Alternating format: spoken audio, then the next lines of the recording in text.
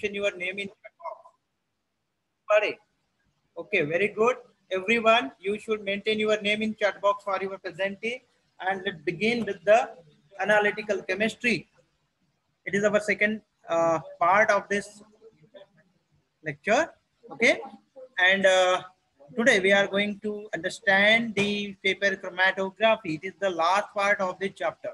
Okay, so principle of paper chromatography. Basically there are two forces. आपल्या सगळ्यांना माहिती आहे की पेपर क्रोमॅटोग्राफी मध्ये एक पेपर आपण घेत असतो आणि त्या पेपर वरती एक बेस लाईन ड्रॉ करून त्या लाईन वरती आपण आपलं सोल्यूट आणि जे काही कंपाऊंड आहे ते तिथे आपण ठेवत असतो. And this compound is move along with the solvent है ना. मग त्या चेंबर मध्ये आपण सॉल्वंट पण घेत असतो आणि त्या सॉल्वंट सोबत तो जो काही कंपाऊंड आहे तो कंपाऊंड मूव्ह होत राहत असतो. ओके, मग आता मूव्ह होत असताना त्या पेपर स्ट्रीप वरती तुमचा कंपाऊंड किती मूव्ह झाला आणि तुमचं सॉल्वंट किती मूव्ह झालं या दोघांचं डिस्टन्स आपण बेस लाईन पासून डिटरमाइन करत असतो, मेजर करत असतो. Okay, and after taking the ratio of these two distances from the baseline, you will get the value of RF factor. Okay, so simply there are principle for the different migration. आता different migration म्हणजे काय की for example पहा की एखाद्या paper वरती आपण जो क्रोमॅटोग्राफिक पेपर घेतो आहे त्याच्यावरती जेव्हा आपण डॉट एखादा सोल्यूट ठेवतो किंवा आपला जो काही कंपाऊंड आहे जे काही सॅम्पल आहे ज्याला आपल्याला सेपरेट करायचं आहे, when you put on the base line and this sample having a different solute, different ion. Okay, and this ion you have to be separate. Separate म्हणजे काय, आपल्याला त्यांना काय करायचं आहे, वेगवेगळे करायचं आहे. मग आता हे वेगवेगळं करत असताना आपण काय करतो की त्याला एका पर्टिक्युलर सॉल्वंट मध्ये ठेवतो. सॉल्वंट मध्ये ठेवल्यानंतर through the capillary action this solvent is move along with the paper है ना. पेपर सोबत सॉल्वंट मूव्ह होतो and simultaneously along with the solvent this solute also move. Okay, म्हणजे सोल्यूट हा त्या सॉल्वंट सोबत मूव्ह होत जातो आणि हे होत असताना त्या ठिकाणी जो फोर्स ऍक्ट होतो that is called as a propelling force. Okay, म्हणजे एखादा सोल्यूट एखादा आयन त्या सॅम्पल मधला सॉल्वंट सोबत जेव्हा मूव्ह होतो तेव्हा जो काही फोर्स असतो त्या ठिकाणी that force is non as propelling force. Okay, आणि दुसरा एक फोर्स असतो त्या ठिकाणी की एखादं सोल्यूट जेव्हा त्या सॉल्वंट सोबत मूव्ह व्हायला लागतं तेव्हा त्याच्या मुवमेंटला अपोज केला जातो. ओके, म्हणजे सॉल्वंट सोबत मूव्ह होत असताना त्याला अपोज होत असल्यामुळं त्याचं डिस्टन्स हे कमी राहतं. बरोबर आहे, म्हणजे तो जास्त त्या पेपरची बाइंडिंग झालेला असतो, त्याला चिपकेल आपण म्हणतो. बरोबर आहे. मग अशा केसमध्ये काय होतं की त्या ठिकाणी सुद्धा एक फोर्स ऍक्ट होतो, त्याला रिटार्डिंग फोर्स म्हणतो. आता रिटार्डिंग फोर्स म्हणजे सरळ सरळ गोष्ट आहे की रिटायर्ड करतो, तो रिटायर्ड करतो, त्याला टायर्ड करतो एक प्रकारे की त्याची मुवमेंट होण्यापासून तो त्याला अपोज करतो. ठीक आहे, अशा फोर्सला आपण रिटार्डिंग फोर्स म्हणतो. आणि this two forces are responsible for the different migration of the solute ion from the sample. Okay, या दोन याच्यामुळे आता फॉर एक्झाम्पल आपल्याजवळ इथे हा जो काही इथे एक डॉट दिसत आहे बघा इथे. ठीक आहे, एक बघा इथे एक आपलं सॅम्पल पर्पल कलरचा ठेवला होता आपण इथे, हे बघा आहे. आणि आपला हा जो काही इथं ब्लू स्पॉट येतोय आणि एक पिंक स्पॉट येतो तुमच्या डोळ्यासमोर आहे बघा, आहे ना. व्हिडिओ तुमच्या लक्षात येत असेल तर याच्यामध्ये तुम्हाला सहज लक्षात येतं की जो रेड कलरचा स्पॉट आहे तो स्पॉट त्या सॉल्वंट सोबत जास्त दूरपर्यंत मूव्ह झालेला आहे. ओके, आता हा मूव्ह का झालेला आहे, कारण याची movement along with the solvent जास्त आहे, म्हणजे इथे प्रोपेलिंग फोर्स जो आहे तिथे जास्त तुम्हाला पाहायला मिळतो. and because of that this red spot or this ion or solute it move along with the solvent away from or more distance from the baseline. But next spot is the bluish color spot is there, so you can see through the video. So there is a slowly movement of this spot, blue spot. Okay, comparative to the red spot means this blue spot जे काही blue कलरचा spot दिसतोय त्याची movement कमी होताना दिसते, म्हणजे त्या ब्लू स्पॉट मधलं जे काही आयन किंवा सोल्यूट असेल त्याचा रिटार्डिंग फोर्स हा जास्त आहे comparative to the red light red spot. Okay, so this two forces are responsible. म्हणजे पहा, प्रोपेलिंग फोर्स मुळे तो जास्त मुवमेंट होणार, रिटार्डिंग फोर्स मुळे त्याची कमी मुवमेंट होणार. आणि या फोर्सेस मुळे त्या ठिकाणी जे मायग्रेशन आपल्याला पाहायला मिळतं हे डिफरंट टाईपचं मायग्रेशन आपल्याला पाहायला मिळतं. एक स्पॉट जो आहे आपल्याला लॉंग डिस्टन्स वरती दिसणार from the base line, and second spot is the short distance from the base line. So there is a different migration, and this is the principle of different migration.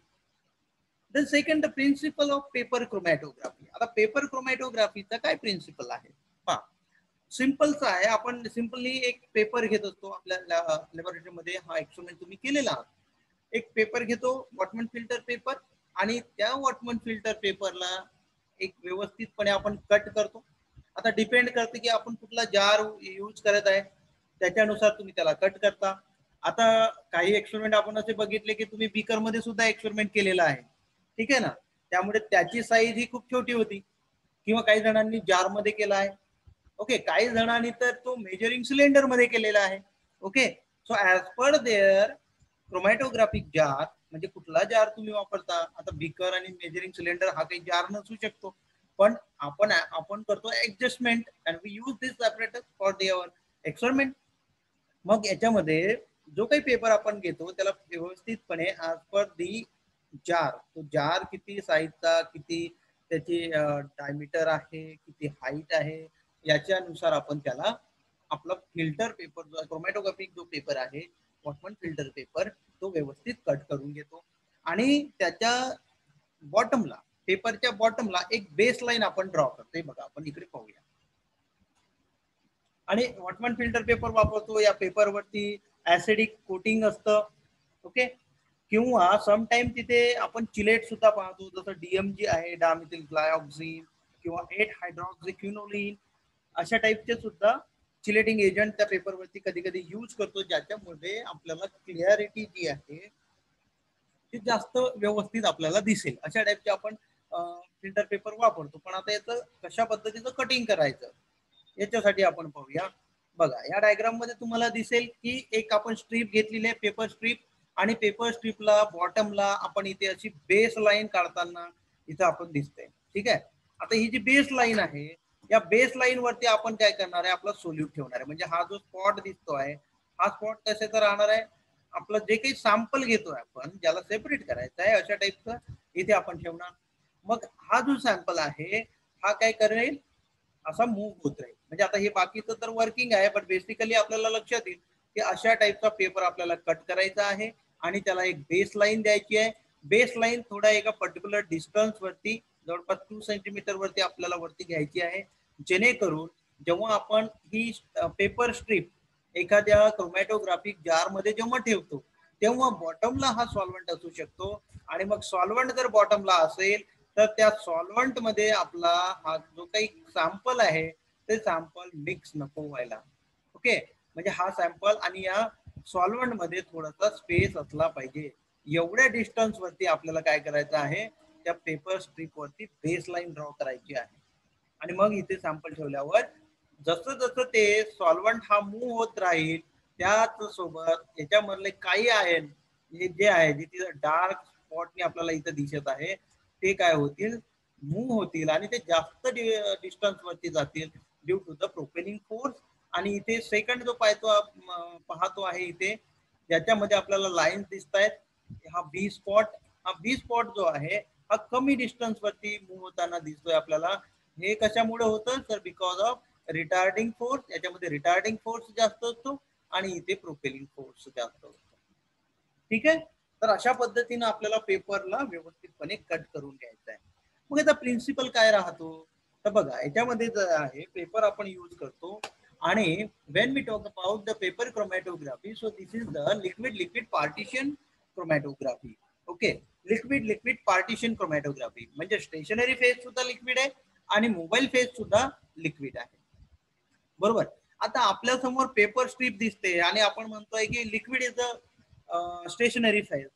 तर हे कसं, तर paper जो आहे सेल्युलोजनी बनलेला असतो आणि याच्यामध्ये मॉइश्चर ऍब्सॉर्ब झालेलं असते. मॉइश्चर म्हणजेच काय, तर वॉटर.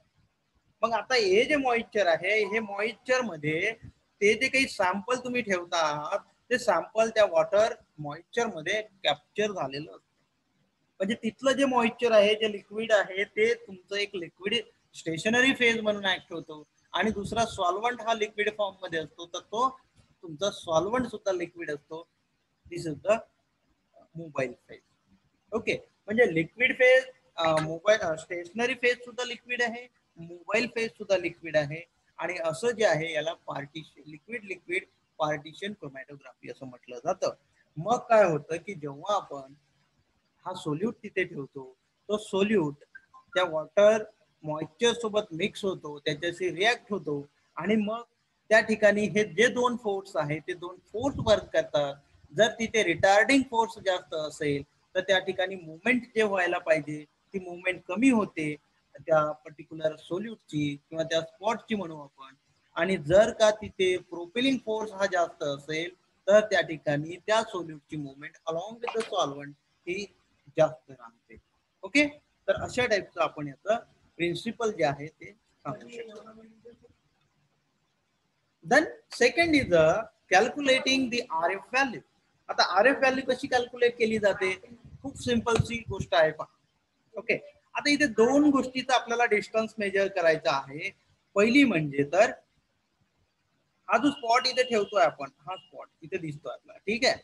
या स्पॉटवर ठेवल्यानंतर या ठिकाणी सॉल्व्हंट जो आहे तो आता मूव्ह व्हायला लागेल आणि या सॉल्व्हंट सोबत हा जो सोल्यूट आहे इथे दिसतोय आपल्याला याच्यामधला, तो सुद्धा मूव्ह व्हायला लागेल. ठीक आहे, मग त्याचे डिफरंट मायग्रेशन होईल हे आपल्याला सगळं माहिती आहे.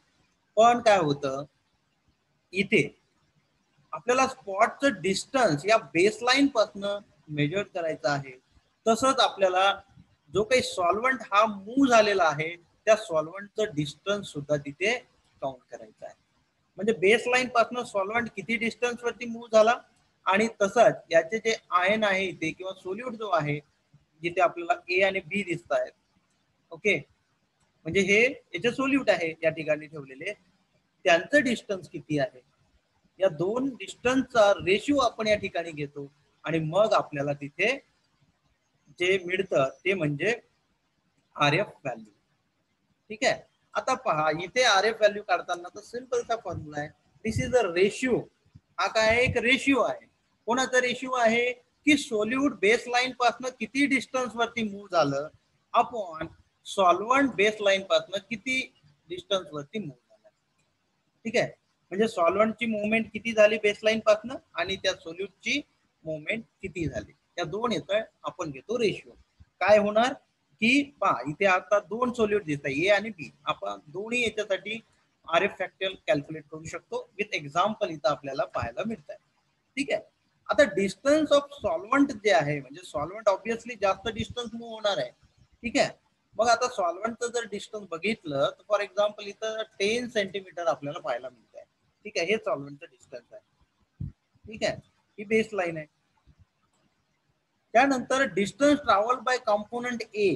आता एचं डिस्टन्स, आता हा जो ए कंपोनंट आहे त्याचं डिस्टन्स जे आहे ते 4 सेंटीमीटर आहे आणि सेकंड जो आहे कंपोनंट बी आहे त्या कंपोनंट बी चं मुवमेंट हे किती आहे 8 सेंटीमीटर आपल्याला पाहायला मिळतं.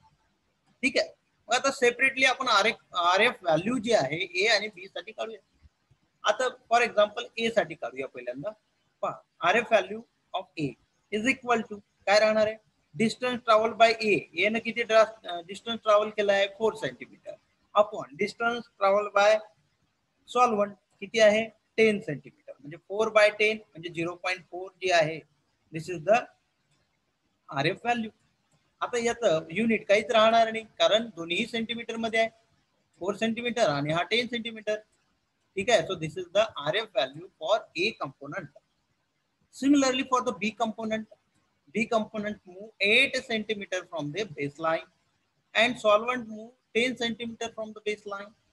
Okay, and when you took the ratio, there is the RF value of B is equal to distance traveled by B is the 8 centimeter. So 8 divided by 10 that is equal to 0.8 value of RF factor. Okay, so in this way you can be calculate the value of RF. Which factor affect on the RF value? Okay, कुठले factor याच्यावरती affect करतात ते पाहूया आपण आता.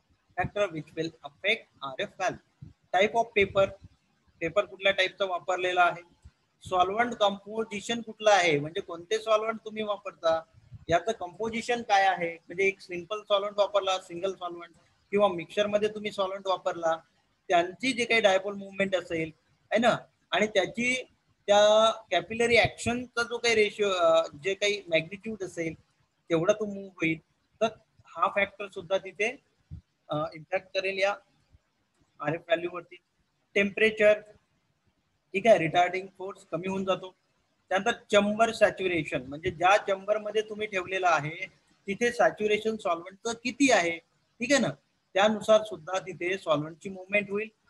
आणि सॉल्व्हंटची movement वरती depend राहील की त्याचं इंटरॅक्शन हे त्या सोल्यूट सोबत किती होईल, सॅम्पल सोबत किती होईल. म्हणजे ह्या सगळ्या गोष्टी RF व्हॅल्यू वरती अफेक्ट करतात. म्हणजे सिम्पली आपण म्हणूया की जे काही रिटार्डिंग फोर्स आहे किंवा प्रोपेलिंग फोर्स आहे, या दोन फोर्सेस वरती त्याचं अफेक्ट होतो, ज्याच्यामुळं त्याचं जे डिस्टन्स आहे हे डिस्टन्स वरती आपल्याला त्याचा परिणाम पाहायला मिळतो. आणि म्हणून ती जी RF व्हॅल्यू आहे ती RF व्हॅल्यू मध्ये आपल्याला अफेक्ट होताना आपल्याला दिसत आहे. ठीक आहे, which will not affect on RF value, म्हणजे कुठले फॅक्टर हे अफेक्ट करत नाही. ते पहा कुठले करत नाही की सॉल्व्हंटचा व्हॉल्यूम, म्हणजे किती सॉल्व्हंट घेतलं तुम्ही, म्हणजे ते 10 ml घेतलं की 20 ml घेतलं हे मायने ठेवत नाही.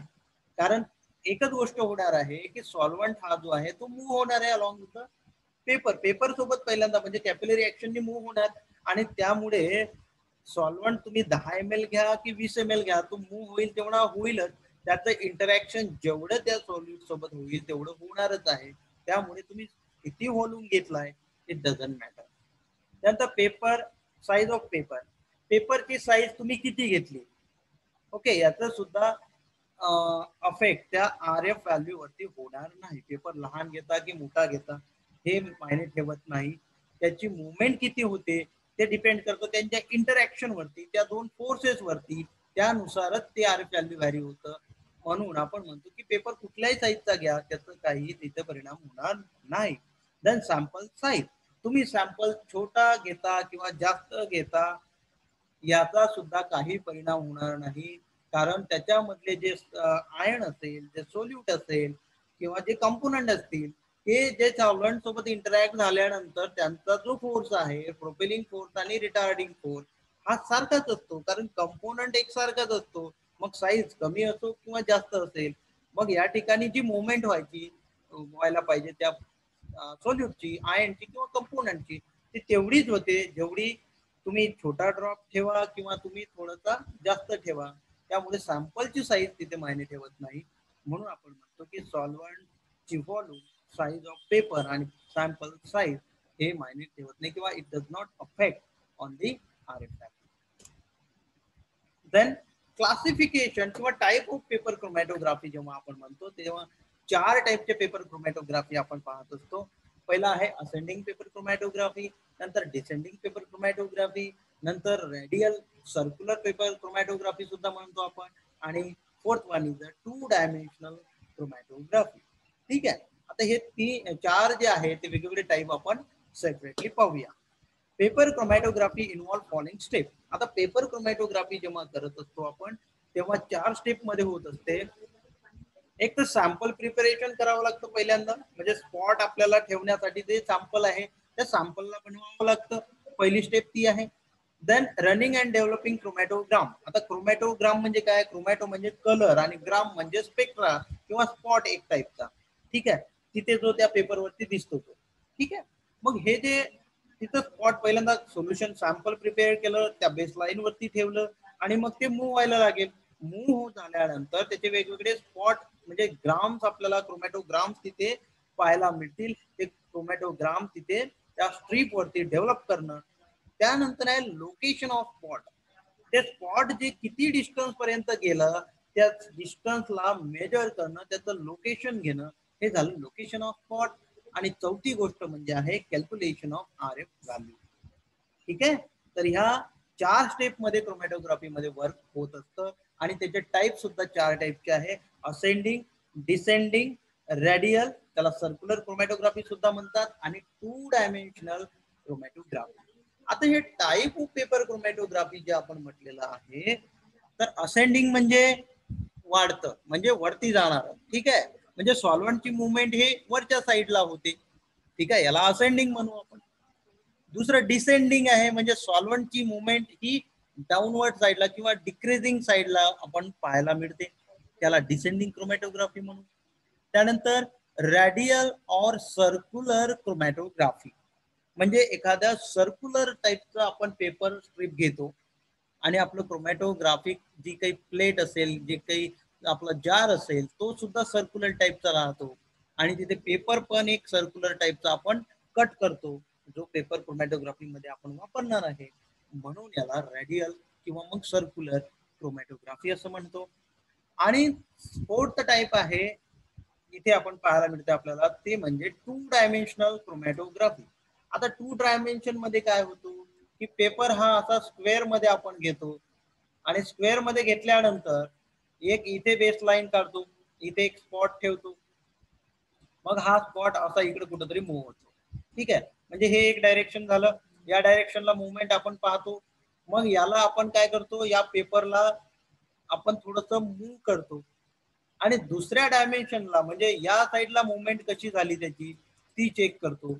म्हणजे काय होतं, इथे 2 डायरेक्शन मध्ये त्याचा आपण 2 डायमेन्शन मध्ये त्याचं मुवमेंट जी आहे ती आपण मेजर करतो. म्हणून याला 2 डायमेन्शनल पेपर क्रोमॅटोग्राफी असं म्हटलं जातं. बघा आणखी काय, असेंडिंग क्रोमॅटोग्राफी हे अशा टाईपचं असतं. इथे जर बघितलं तुम्हाला तर एक लक्षात येईल, direction of solvent flow. Solvent जो आहे असा अप्पर साईडला, त्याला आपण असेंडिंग म्हणतो, अशा डायरेक्शनला मूव्ह होतो आहे. दुसरं, हा एक क्रोमॅटोग्राफिक जार आहे, त्या जार मध्ये इथं आपण पेपर ठेवलाय. हा या पेपर वरती इथे बेस लाईन आपल्याला पाहायला मिळते. या बेस लाईन वरती इथे सॅम्पल ठेवताना दिसत आहे. ठीक आहे, आणि हा सॉल्व्हंट आहे जो इथं थोडासा डार्क कलर मध्ये दिसतोय, हा सॉल्व्हंट आहे. बघा या सॉल्व्हंट मध्ये तो स्पॉट डायरेक्टली डीप नाही केलेला आहे. ठीक आहे ना, हा सॉल्व्हंट आहे. ठीक आहे, इकडे स्पॉटिंग लाईन ज्याला आपण बेस लाईन किंवा सॅम्पल लाईन सुद्धा म्हणतो, हा सॉल्व्हंट टँक आहे. हा फिल्टर पेपर आहे जो आपण वापरणार आहे. हा सॉल्व्हंट फ्रंट, म्हणजे आता सॉल्व्हंट इथपर्यंत मूव्ह झालेला आहे. ओके, आणि इकडे मग हे आपण त्याला वरती क्लिप करून ठेवलेलं आहे. ठीक आहे, अशा टाईपचं जे काही क्रोमॅटोग्राफीचं पूर्ण स्ट्रक्चर पाहायला मिळते ते असेंडिंग क्रोमॅटोग्राफीचं आपण म्हणतो. याच्यामध्ये सॉल्व्हंट असेंडिंग का म्हटलेलं आहे की सॉल्व्हंटची मुवमेंट ही अप्पर साईडला होताना दिसते आहे, म्हणजेच इथला जो काही आपला सोल्यूट असेल, जे सॅम्पल असेल, ते सुद्धा असेंडिंग म्हणजे वरच्या दिशेला जाताना आपल्याला पाहायला मिळतं. ठीक आहे, so this is the ascending chromatography. दुसरं आहे डिसेंडिंग. आता डिसेंडिंग म्हणजे खाली येणार. समजा इथे याची अरेंजमेंट अशा पद्धतीची असते, इथे टँक आहे पाहायला मिळते आपल्याला, ही टँक आहे क्रोमॅटोग्राफिक टँक किंवा जार सुद्धा म्हणतो आपण, त्याला कव्हर केलेला आहे. नंतर इथे एक कंटेनिंग सॉल्व्हंट, इथे एक कंटेनर ठेवलाय ज्याच्यामध्ये सॉल्व्हंट ठेवलेला असेल. म्हणजे पहा सॉल्व्हंट आता असेंडिंग मध्ये इकडे खाली होता आणि डिसेंडिंग मध्ये कुठे आहे, तो वरच्या साईडला आहे. ओके, आता सॉल्व्हंट हा ऑब्विसली आपण इव्हॅपोरेटिंग सॉल्व्हंट वापरतो. ओके, जेणेकरून मुवमेंट ही चांगली होईल. आणि मग हा जो आहे सॉल्व्हंट जो आहे तो मूव्ह होईल, पण तो सॉल्व्हंट मूव्ह होताना खालच्या डिरेक्शनला मूव्ह होईल. आणि मग अशा केसमध्ये हा जो स्पॉट ठेवतो आपण, तो स्पॉट सुद्धा वरच्या डिरेक्शन मध्ये आपल्याला पाहायला मिळतो आणि मग तो परत इकडे मूव्ह होईल अलॉंग विथ द सॉल्व्हंट. ठीक आहे, तर अशा टाईपच्या क्रोमॅटोग्राफीला आपण म्हणतो descending chromatography. Okay, then radial. आता रेडियल आपण म्हटल्याप्रमाणे सर्क्युलर म्हणू शकतो किंवा रेडियल. आता याच्यामध्ये काय होतो पहा, हा पेपर जो कट केला आहे एका सर्कल मध्ये आपण पेपर कट केलेला आहे सर्क्युलर शेप मध्ये. ओके, आणि इथे एक सॅम्पलिंग स्पॉट जो आहे तो आपण सेंटर मध्ये ठेवतो. इथे सेंटर मध्ये आपण जो आपला सॅम्पल आहे तो ठेवत असतो आणि एक छोटीशी या पेपरची टंग आपण या ठिकाणी बनवतो. टंग म्हणजे इथून थोडासा असा कट करतो आपण की जेणेकरून ते कट केलेले टंग लाईक जे काही स्ट्रक्चर या पेपरचं आहे, जे शेप आहे, ती टंग या सॉल्व्हंट मध्ये, म्हणजे इथे जर बघितलं एक पेट्री डिश जर आपण घेतली आणि इथं वरच्या साईडला जर पेपर ठेवला तर ही जी टंग आहे ही टंग त्या सॉल्व्हंट मध्ये डीप झाली पाहिजे आणि सॉल्व्हंट मध्ये डीप झाल्यानंतर सॉल्व्हंट जो आहे तो या टंग सोबत असा मूव्ह होईल आणि मूव्ह झाल्यानंतर या पेपर वरती तो स्प्रेड व्हायला लागेल. तेव्हा या ठिकाणी ठेवलेला जो काही आपला स्पॉट आहे सॅम्पलचा त्याच्यामधले सोल्यूट किंवा जे काही कॉम्पोनंट आहेत ते कॉम्पोनंट मूव्ह व्हायला सुरुवात होईल. मूव्ह या वेगवेगळ्या डिरेक्शन मध्ये आपल्याला पाहायला असे मिळू शकतात. ओके, त्याचं एक एक्झाम्पल इथे साईडला आपण पाहू शकतो. त्या ठिकाणी बघा, ठीक आहे, इथं सेंटरला स्पॉट होता, ठीक आहे, सॅम्पल होतं आपलं. मग ते सॅम्पल जे आहे ते वेगवेगळ्या डिरेक्शन मध्ये मूव्ह झालंय, पण तिची जी मुवमेंट झालेली आहे ती मुवमेंट सर्क्युलर डायरेक्शनला आपल्याला पाहायला मिळते आणि म्हणून याला सर्क्युलर क्रोमॅटोग्राफी किंवा मग रेडियल क्रोमॅटोग्राफी असं म्हटलं जातं. आणि शेवटचं जे आहे ते 2 डायमेन्शनल क्रोमॅटोग्राफी. पहा, एक सिंपल सी आहे, इथे एक सॉल्व्हंट ठेवला जातो आणि त्या सॉल्व्हंट मध्ये आपल्याला पेपर ठेवायचा आहे. नेहमी सारखंच आहे, बेसलाईन काढायची आहे, त्यावर स्पॉट ठेवायचा आहे आणि मग ते सॉल्व्हंट मूव्ह होईल आणि त्यासोबत तो सोल्यूट सुद्धा मूव्ह व्हायला सुरुवात करेल. आता इथे जर बघितलं, इथं फिगर 1 मध्ये आपल्याला पाहायला मिळते की पेपर आहे हा स्क्वेअर मध्ये इकडे दिसतोय, रेक्टँगल मध्ये दिसतो आहे, ठीक आहे. आता छोटासा पार्ट घेतला म्हणून तो स्क्वेअर दिसत आहे, पण ऍक्च्युअली तो कसा आहे रेक्टँगल मध्ये थोडासा मोठा घेतो आपण.